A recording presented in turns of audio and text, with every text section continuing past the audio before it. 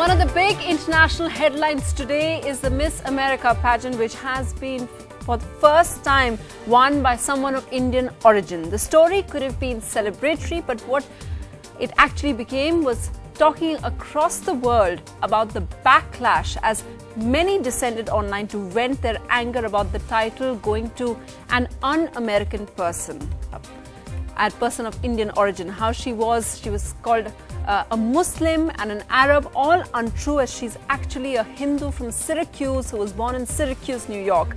On agenda today, what does this controversy say about America and about us, our reaction? Does it expose the racism in the West, or is the fuss much ado about nothing? Our audience here in Agenda Studio is divided, and guiding them will be our pundits. Shefali Vasudev takes a position that yes, it does show some strains of racism, but is it just in the beauty industry? Anubhav Pal, stand-up and the author of a book, takes a contrarian position. We'll be hearing from them in just a bit, but first let's just see what the story is actually about. How this title and this win after it became this major controversy. So that's our first talking point. This entire issue, does this expose the racism in America? Anubhav Pal, why do you disagree with that?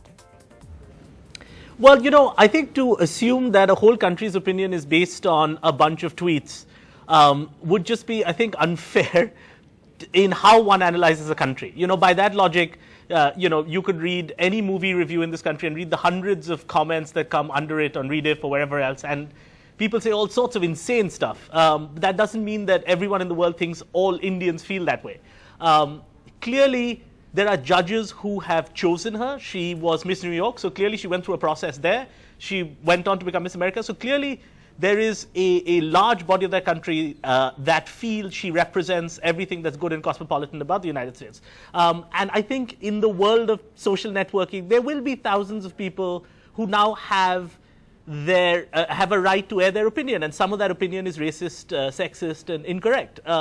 But because they have an ability to air it, we can hear it, and therefore, but to extrapolate that and think that 260 million people are racist, I think would be a bit far-fetched. Although, you know, the media reaction, if you look at even the CNN or other people in the Western media, so American media, even they're facing this, because apparently this isn't the first time. In 2010, when someone of Lebanese descent won, again, there was a similar kind of backlash.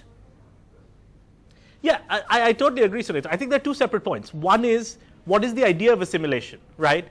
What to Americans is American? I mean, is our ethnic minorities considered different?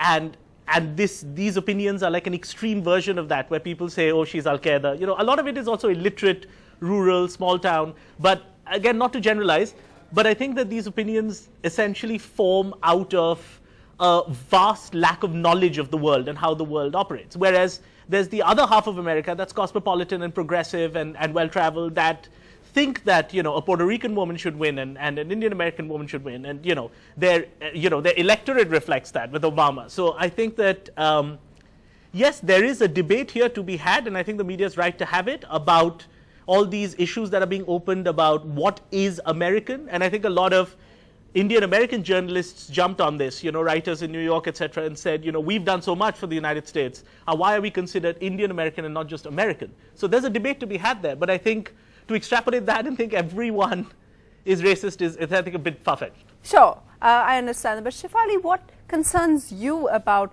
this event and how it's played out, the reaction that it's seen?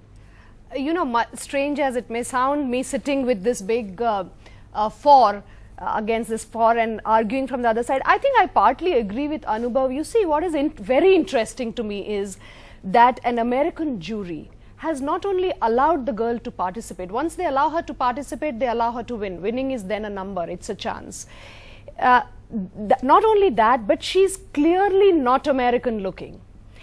there is a certain reason why Miss World and Miss Universe are called that. That could be a person from any origin and diversity, and Miss America is called that. I just want to stop you there, but you know, when you say she's not clearly American looking, but she's America, not clearly America is a American country looking of in migrants. diversity. Yeah. Yes. Okay. Now they have chosen for the first time. Why are we harping the first ever Indian American to be brought there? Is that somebody who the rest of the world is calling brown, who has got there through a Bollywood dance performance, represents other thing. I'm looking at it and thinking, were this to happen in India, would I really vote for a completely American looking girl and saying she is Miss India? I'm not sure.